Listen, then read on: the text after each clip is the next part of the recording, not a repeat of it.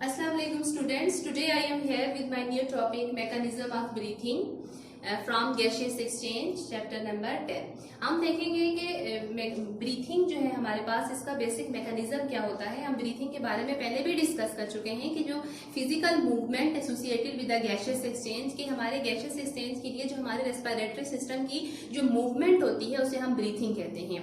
Then there are two phases of breathing. Breathing के phases में एक हमारे पास है इंस्पायरेशन और दूसरा हमारे पास क्या है expiration. Inspiration which we also called as inhalation and expiration which we also called as exhalation.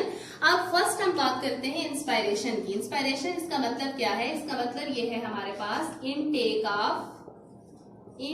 Of air, यानी कि एयर को अपनी बॉडी में लेके जाना। ठीक है, यानी कि इंस्पायरेशन वो प्रोसेस है, वो फेज है जिसमें हम एयर का इनटेक करते हैं अपनी बॉडी में। तो इसमें हमारे पास कौन कौन से प्रोसेस इन्वॉल्व होते हैं हम देखते हैं कि जो लंग्स की पोजीशन है कि जब इंस्पायरेशन का प्रोसेस होता है उसमें लंग्स की पोजीशन क्या होती है, यानी कि लंग्स के साथ जो रिलेटेड उसके स्ट्रक्चर्स हैं वो किस तरह की मूवमेंट करते हैं। तो उसमें हम देखते हैं ड्यूरिंग इंस्पायरेशन फर्स्ट हमारे पास आ जाता है जो हमारे पास रिब मसल्स है। क्या है हमारे पास स्टूडेंट्स? जो हमारे पास रिब मसल्स हैं जिन्हें हम इंटरकोस्टल मसल्स कहते हैं। इंटरकोस्टल मसल्स, इनकी जो पोजीशन होती है इंस्पायरेशन में वो क्या है, ये कॉन्ट्रैक्ट करते हैं। ये रिब मसल्स क्या करते हैं? कॉन्ट्रैक्ट्स। जब ये कॉन्ट्रैक्ट करेंगे तो डेफिनेटली जो इनकी पोजीशन है वो रेस्ट हो जाएगी, ऊपर को उठेंगे ये। ठीक है, रिब मसल्स जो है वो कॉन्ट्रैक्ट करते हैं और इनकी पोजीशन क्या होती है? Ribs are rest. Then at the same time जो हमारे पास दूसरा स्ट्रक्चर है जिसे हम डायफ्राम कहते हैं, जिसे हम किसका नाम देते हैं? डायफ्राम का नाम देते हैं।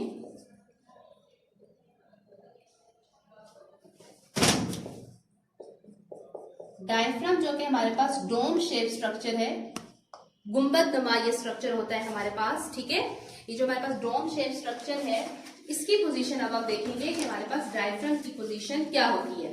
डायफ्राम की जो पोजीशन है जी, डायफ्राम भी कॉन्ट्रैक्ट करेगा। सेकंड हमारे पास जो हमने कहा कि डायफ्राम जो है ये भी हमारे पास इसकी पोजीशन क्या है? डायफ्राम कॉन्ट्रैक्ट करेगा। डायफ्राम कॉन्ट्रैक्ट्स एंड लोड, और ये अपनी पोजीशन से नीचे हो जाएगा। अपनी जो इसकी गुंबद नुमा शेप है इसको जो है ये क्या करेगा? खत्म कर देगा। यानी कि रिब मसल्स क्या कर रही हैं? रिब मसल्स क्या कर रहे हैं? कॉन्ट्रैक्ट्स।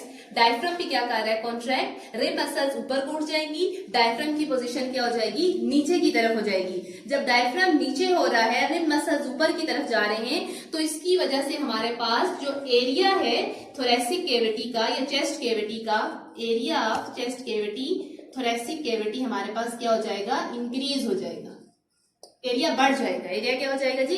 इंक्रीज हो जाएगा। डेफिनेटली जब एरिया इंक्रीज हो जाएगा तो प्रेशर जो है वो लंग्स का हमारे पास लिखेंगे pressure on lungs, pressure on lungs reduces या डिक्रीजेस।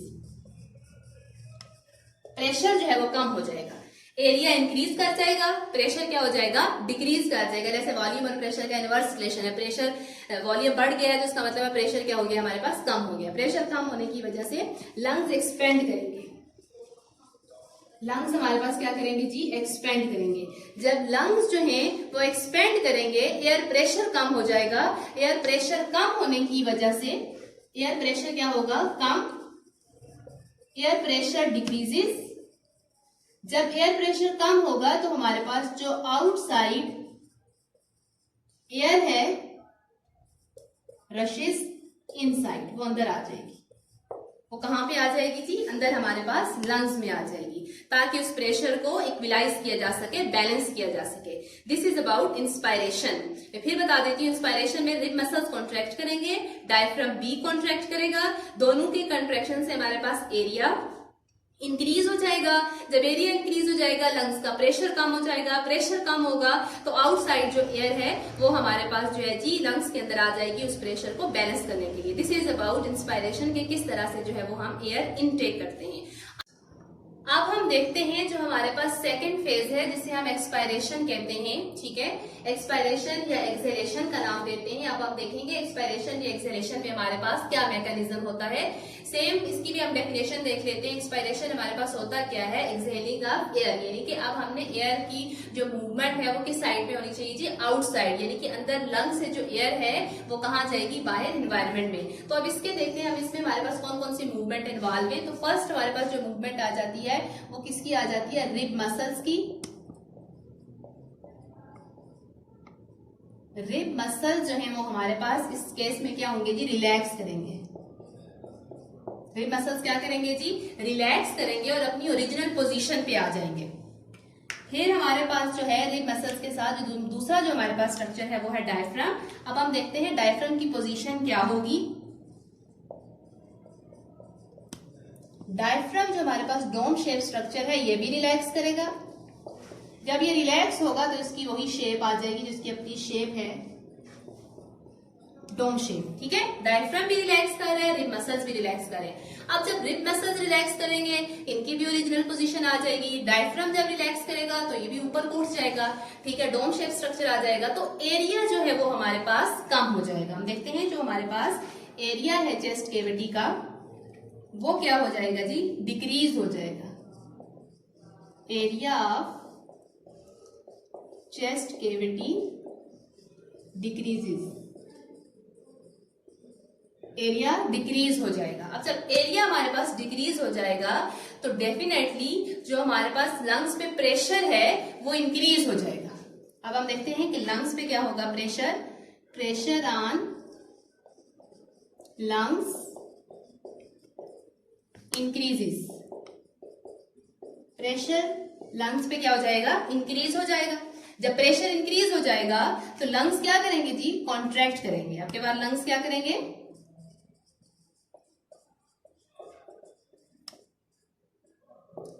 लंग्स कॉन्ट्रैक्ट करेंगे। जब लंग्स कॉन्ट्रैक्ट करेंगे हमारे पास एयर प्रेशर इंक्रीज हो जाएगा। जब एयर प्रेशर इंक्रीज हो जाएगा तो हमारे पास लंग्स में जो एयर प्रेजेंट है वो आउटसाइड मूव कर जाएगी। Pressure increases, lungs contract and the air is, last में हमारे पास क्या होगा, एयर इज एक्सपेल्ड आउट,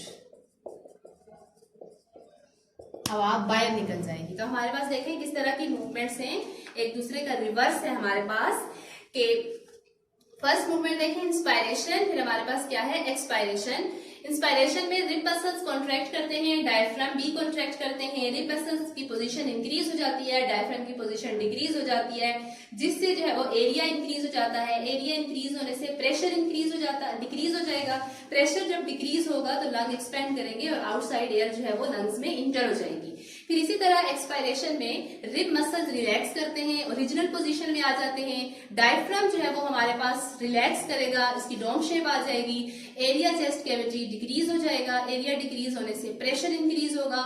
जब प्रेशर इंक्रीज होगा लंग्स कॉन्ट्रैक्ट करेंगे और जो लंग्स में एयर है वो क्या हो जाएगी जी, एक्सपेंड आउट, ताकि प्रेशर को बैलेंस किया जा सके। अब हम इसे with the help of diagram भी समझ लेते हैं, आपको ज्यादा अच्छे से क्लियर हो जाएगा कि ये प्रोसेस किस तरह से होते हैं। ओके जी, अब हम डायग्राम में देखते हैं हमारे पास दोनों जो है वो processes with the help of diagram समझ लेते हैं। फर्स्ट हमारे पास ये देखें ब्रीथिंग इन, यानी कि अब हम किसकी बात कर रहे हैं, इंस्पायरेशन की बात कर रहे हैं। ब्रीथिंग इन का मतलब हमारे पास क्या है, इंस्पायरेशन। इंस्पायरेशन की जब हम बात करते हैं तो इसमें हम जो है वो लंग्स में जो है पोजीशंस देखते हैं कि रिब्स की क्या पोजीशन है, फिर हमारे पास डायफ्राम की क्या पोजीशन है। ये जो हमारे पास स्ट्रक्चर प्रेजेंट है इसे हम रिब्स कहते हैं, ठीक है। There are 12 pairs of ribs present in chest cavity. तो इसमें हमारे पास ये जो स्ट्रक्चर प्रेजेंट है इसे हम डायफ्राम कहते हैं। ये कार्टिलेज का बना होता है, मस्कुलर पैसेज होता है, इसे हम क्या कहते हैं, डायफ्राम। अब इन दोनों की हम पोजीशन देखते हैं। हमने कहा जब ब्रीथिंग इन होती है तो चेस्ट कैविटी हमारे पास जो है चेस्ट कैविटी कॉन्ट्रैक्ट करेगी, यानी कि ये रिब मसल जो है, ये इंटरकोस्टल मसल, ये कॉन्ट्रैक्ट करेंगे। जब ये कॉन्ट्रैक्ट करेंगे, ठीक है, तो डायफ्राम जो है हमारे पास ये भी कॉन्ट्रैक्ट करेगा। जब डायफ्राम कॉन्ट्रैक्ट करेगा तो इसकी पोजीशन डाउनवर्ड हो जाएगी, अपनी डोम शेप पोजीशन से ये लोड मतलब नीचे आ जाएगा। फिर जो हमारे पास जो ये रिब्स मसल्स है हमारे पास, ये जो कॉन्ट्रैक्ट कर रहे हैं तो ये चेस्ट हमारे पास एक्सपेंड हो जाएगी। जब चेस्ट का एरिया एक्सपेंड हो जाएगा, ये एरिया मतलब इंक्रीज हो जाएगा। जितना हमारे पास ये एरिया इंक्रीज होगा तो लंग्स पे जो प्रेशर है वो डिक्रीज हो जाएगा। जब प्रेशर यहाँ पे कम होगा, प्रेशर कम होने की वजह से उस प्रेशर को बैलेंस करने के लिए आउटसाइड जो एयर है हमारे पास वो लंग्स में इंटर हो जाएगी। अब हम देखते हैं ब्रीथिंग आउट की। अब हम बात करते हैं ब्रीथिंग आउट में। अगर हम देखें तो आप इस पे इनकी पोजीशन देखें, ये हमारे पास रिब मसल सेम और ये डायफ्राम। आपके बाद जो रिब मसल्स हैं ये रिलैक्स हो जाएंगे, अपनी ओरिजिनल पोजीशन में आ जाएंगे। डायफ्राम भी अपनी पोजीशन में होगा, मतलब डोम शेप स्ट्रक्चर इसका प्रेजेंट है, ये देखें। आपके बाद जो हमारे पास यहाँ पे एरिया है चेस्ट कैविटी, चेस्ट जो है वो कॉन्ट्रैक्ट करेगी, मतलब कि जो हमारे पास जो एरिया है आपके पास चेस्ट कैविटी का वो डिक्रीज हो जाएगा। जब एरिया डिक्रीज हो जाएगा तो यहाँ प्रेशर जो है वो इंक्रीज हो जाएगा। तो इस प्रेशर को मिनिमाइज करने के लिए या इस प्रेशर को बैलेंस करने के लिए जो यहाँ पे एयर प्रेजेंट है वो हमारे पास बाहर निकल जाएगी, एक्सपेल आउट हो जाएगी। So this is how we explain breathing in and breathing out. Okay जी, अब हम बात करते हैं स्ट्रक्चर ऑफ लंग्स की। तो लंग्स हमारे पास क्या है, कौन से ऑर्गन है? लंग्स का जो हमारे पास बेसिक यूनिट आ जाता है, बेसिक जो लंग्स का स्ट्रक्चरल एंड फंक्शनल यूनिट है, structural and functional unit of lungs is called alveoli. जो बेसिक लंग्स का जो फंक्शनल पार्ट है जिसमें यानी कि गैसियस एक्सचेंज का प्रोसेस होता है उसे हम क्या कहते हैं, एल्वियोलाई कहते हैं। अब लंग्स जो है वो हमारे पास स्पॉन्जी एंड इलास्टिक ऑर्गन है, यानी कि स्पॉन्जी ये इलास्टिक होते हैं, मतलब ये इजीली जो है वो कंट्रैक्शन भी कर सकते हैं और एक्सपेंशन भी कर सकते हैं। तो अब लंग्स की बात करते हैं। लंग्स हमारे पास प्रेजेंट कहाँ पे होते हैं, इनकी लोकेशन क्या है? लंग्स की जो हमारे पास लोकेशन है वो है हमारी थोरेसिक कैविटी में। लंग्स कहाँ पे लाई करते हैं? Thoracic cavity below the ribs. Ribs जो कि हमारे पास पेयर ऑफ रिब्स प्रेजेंट है, ठीक है, पेयर मतलब 12 पेयर्स रिब के हमारी बॉडी में प्रेजेंट है। उनके बिलो जो है हमारे पास थोरेसिक कैविटी में क्या प्रेजेंट है, लंग्स प्रेजेंट है, ठीक है। और लंग्स जो हमारे पास प्रेजेंट है पेयर ऑफ लंग, यानी कि लंग्स भी हमारे पास पेयर की फॉर्म में, पेयर ऑफ लंग्स है, यानी कि हमारे पास 2 लंग्स प्रेजेंट है हमारी बॉडी में, राइट एंड लेफ्ट, ठीक है। उसके बाद ये जो हमारे पास रिब्स प्रेजेंट है, ठीक है, जिन्हें मैंने कहा 12 पेयर रिब्स के हैं, रिब मसल्स इन्वॉल्व होते हैं लंग्स के साथ। उन मसल्स को हम कहते हैं इंटरकोस्टल मसल्स। उन मसल्स को हम क्या कहते हैं, इंटरकोस्टल मसल्स। देन हमारे पास लंग्स के साथ ही नीचे जो है वो एक और स्ट्रक्चर प्रेजेंट होता है जो लंग्स की मूवमेंट के लिए रिस्पॉन्सिबल होता है, उसे हम कहते हैं डायाफ्राम। डायाफ्राम जो स्ट्रक्चर है हमारे पास, ठीक है, थिक मस्कुलर स्ट्रक्चर, ये क्या है हमारे पास, थिक मस्कुलर स्ट्रक्चर। और ये इसकी शेप क्या होती है, इट्स डोम शेप, गुंबद नमा ये स्ट्रक्चर होता है जो कि रेस्पिरेटरी सिस्टम में लंग्स की मूवमेंट के साथ एसोसिएटेड होता है। देन अब हम लंग्स की बात करें तो लंग्स में मैंने कहा अभी कि हमारे पास पेयर ऑफ लंग्स है। पेयर ऑफ लंग्स में हमारे पास 2 चीजें आ जाती हैं, एक लेफ्ट लंग और दूसरा हमारे पास क्या है, राइट लंग, ठीक है। पेयर ऑफ लंग्स की जो हमने बात की थी इसमें हमारे पास मैंने कहा एक लेफ्ट लंग है और दूसरा हमारे पास क्या है, राइट लंग, ठीक है। एक लेफ्ट लंग है और दूसरा कौन सा है, राइट। अब इन दोनों में डिफरेंस देख लेते हैं। लेफ्ट जो लंग है हमारे पास ये स्मॉलर है और इसकी 2 लोब्स होती हैं, ठीक है। अब जो हमारे पास राइट लंग है, राइट लंग की जब हम बात करते हैं तो ये हमारे पास बिगर है as compare to left lung और इसकी 3 लोब्स होती हैं, ठीक हो गया। Left lung smaller 2 lobes, right lung bigger than left lung and has 3 lobes, इसकी हमारे पास 3 लोब्स होती हैं। देन हमारे पास लंग्स में जो है वो ब्लड वेसल्स प्रेजेंट होती हैं विच आर, हमारे पास पल्मोनरी आर्टरीज हैं, पल्मोनरी वेन्स हैं, कैपिलरीज हैं जो गैसियस एक्सचेंज में हेल्प करवाती हैं, ठीक है। और ये ब्लड वेसल्स भी हमारे पास लंग्स में प्रेजेंट होती हैं। Then lungs are enclosed by 2 membranes. अब हम देखते हैं कि लंग्स में हमारे पास 2 तरह की मेम्ब्रेन्स प्रेजेंट हैं। 2 membranes are present, lungs are enclosed by 2 membranes जिन्हें हम कहते हैं कि कौन कौन सी मेम्ब्रेन्स है हमारे पास, एक है हमारे पास आउटर प्लूरल मेम्ब्रेन और सेकेंड हमारे पास क्या है, इनर प्लूरल मेम्ब्रेन। अब इन मेम्ब्रेन का फंक्शन क्या है, ये प्रोटेक्शन प्रोवाइड करती है लंग्स को। सेकेंडली हमारे पास इन मेम्ब्रेन्स के सेंटर में, जैसे फॉर एग्जांपल ये हमारे पास ये एक मेम्ब्रेन है, ये दूसरी मेम्ब्रेन है, मतलब ये आउटर है, ये इनर है, और इन दोनों के सेंटर में फ्लूइड प्रेजेंट होता है। इन दोनों के सेंटर में क्या प्रेजेंट है, फ्लूइड प्रेजेंट होता है। ठीक है, ये जो फ्लूइड है ये लुब्रिकेशन प्रोवाइड करता है। इसका फंक्शन क्या है, this fluid provides lubrication for free expanding and contracting of the lungs। यानी कि लंग्स जब एक्सपेंड करते हैं या कॉन्ट्रैक्ट करते हैं तो अगर एयर प्रेशर बहुत ज्यादा हो जाए तो लंग्स की जो पोजीशन है एक्सपेंशन और कंट्रैक्शन की बहुत ज्यादा हो सकती है, जिसकी वजह से हमारे पास अंदर के जो ऑर्गन्स है वो डैमेज हो सकते हैं। तो ये जो फ्लूइड है ये लुब्रिकेशन प्रोवाइड करता है ताकि लंग्स जो है वो जितना भी एयर प्रेशर हो उसके अकॉर्डिंगली जो है वो उनके एक्सपेंशन या कंट्रैक्शन को बैलेंस किया जा सके। सो हम इसको अब डायग्राम की मदद से भी देखते हैं हमारे पास लंग्स के कौन कौन से पार्ट्स हैं।